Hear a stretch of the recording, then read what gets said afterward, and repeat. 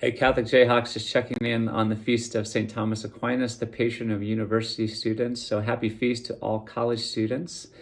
And we honor St. Thomas Aquinas as a great doctor of the church, one of the greatest teachers of all time. And he worked at a university and showed the power of theology, which is understanding God's revelation of himself, the power of theology to shine light into the entire human experience and all of reality.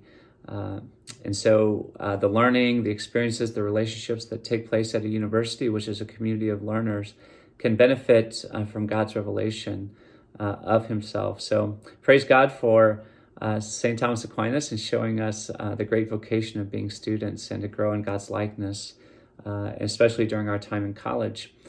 So blessings to all KU students on this feast day.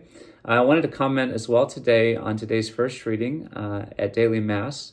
It was David at his worst point. You know, David was very courageous and very faithful. He loved God very much, but he also had a dark side.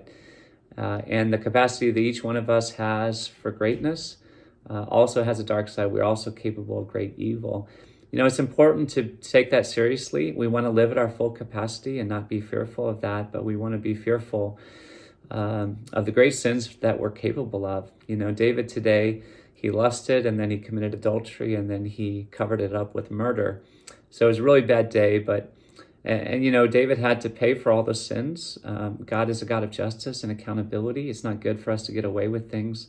It's good for us to suffer consequences for our own sake. So God is just, but also he promised never to forsake us. And through Jesus, we know the beautiful reality that we are loved and forgiven at our weakest point. And so my prayer is that in taking our low point seriously, we might also live out of the freedom that we are loved, even from that weakest point and that darkest point that is within each one of us. So let's live in that freedom and respond to God's great love.